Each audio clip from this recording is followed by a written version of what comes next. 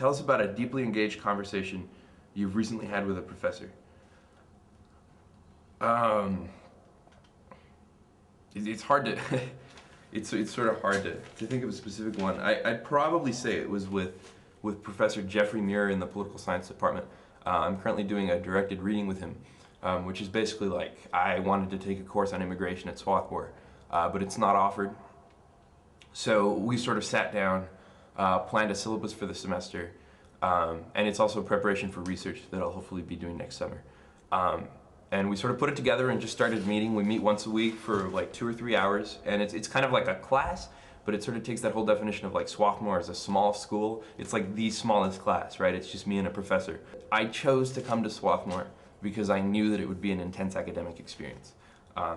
You know, that's what I wanted from Swarthmore. And I think just because something is intense doesn't mean that it can't be enjoyable.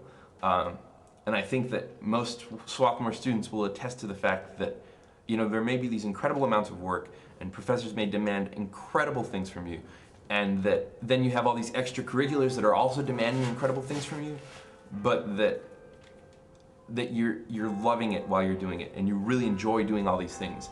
And you know, you can see yourself sort of developing as a person. African American males and Chicano males, I think in large droves apply, you know, to Stanford and Harvard, and we go to Stanford and Harvard, and that's what we do. And I was actually accepted to Stanford and Harvard, and the biggest difficulty in my life was convincing my father and my 2 uncles, who were all lawyers, that I wasn't going to go to Stanford or Harvard and I was going to go to Swarthmore instead, this school they had never even heard of. And we have a lot, I'm not lying, it's a diverse place, there's a whole lot of students from a whole lot of different backgrounds, but I think we can do a little bit better. You know, I always hope we can do a little bit better. And I think there's diversity at Swarthmore, certainly, but you know, let's not stop here. You know, I don't know if I have any definite plans for the future right now. I'd love to do music. I'd love to perform the rest of my life. I think that would be great. I also have a really strong interest in politics. I'd love to go into politics. I'd love to get a law degree and go practice law for a while. You know, and I'm interested in like criminal defense and other forms of poverty law. I'd love to open up a nonprofit in my hometown of El Paso, Texas, to study sort of border issues.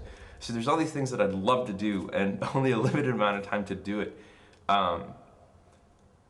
So I'm not quite sure, but I think if anything, that's sort of what Swarthmore has done. And I don't know if it's a good thing or a bad thing, but Swarthmore has given me lots of ideas for things that I want to do with my life.